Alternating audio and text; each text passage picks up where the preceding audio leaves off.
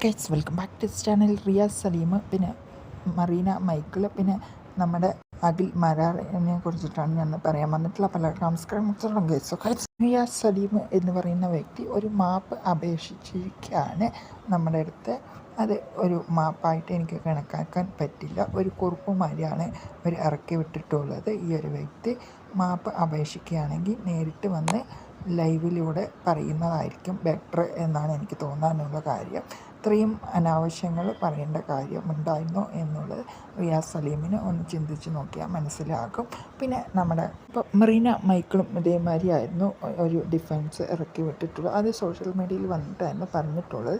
ഞാൻ ഇത്രയും ദിവസം എയറിലായിരുന്നു എന്നതിനെ കുറിച്ചിട്ടാണ് ഈ ഒരു വ്യക്തി പറഞ്ഞിട്ടുള്ളത്. അപ്പുറത്ത് 10 പേര് ചത്ത് ഇപ്പുറത്ത് 10 പേര് മരിച്ചിട്ട് വല്ല ആവശ്യമുണ്ടായിരുന്നോ എന്നതിനെ കുറിച്ചിട്ടാണ് ഈ ഒരു വ്യക്തി ചോദിച്ചിട്ടുള്ളത്.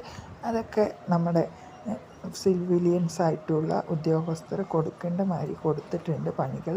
അപ്പോൾ ഇപ്പോൾ ഇറക്കി വിട്ടിട്ടുള്ളത് എന്ന് പറഞ്ഞാൽ പിന്നെ മൈക്കിൾ എന്ന് പറയുന്ന സിനിമാ നടിയായിട്ടുള്ള വ്യക്തി കഴിഞ്ഞ ദിവസങ്ങളിൽ ഒരു ഇനോഗ്രേഷന് പോയിട്ടായിരുന്നു. അപ്പോൾ സോഷ്യൽ മീഡിയ പ്ലാറ്റ്ഫോമിലുള്ള ഓൺലൈൻ മാധ്യമങ്ങൾ വന്നിട്ട് ഇന്ത്യ പാകിസ്ഥാൻ മറ്റേ യുദ്ധം ഉണ്ടല്ലോ, അത് എന്താണ് എന്നതിനെ കുറിച്ചിട്ട് കേട്ടിട്ടുണ്ടായിരുന്നു.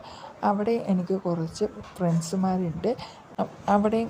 ഫ്രണ്ട്സുമാരുണ്ട് എനിക്ക് അവിടെ നല്ലൊരു ഫ്രണ്ട്സാണ് എനിക്ക് ഉള്ളത് എന്നതിനെ കുറിച്ചിട്ടാണ് ഈ ഒരു വ്യക്തി പറഞ്ഞിട്ടുള്ളത്.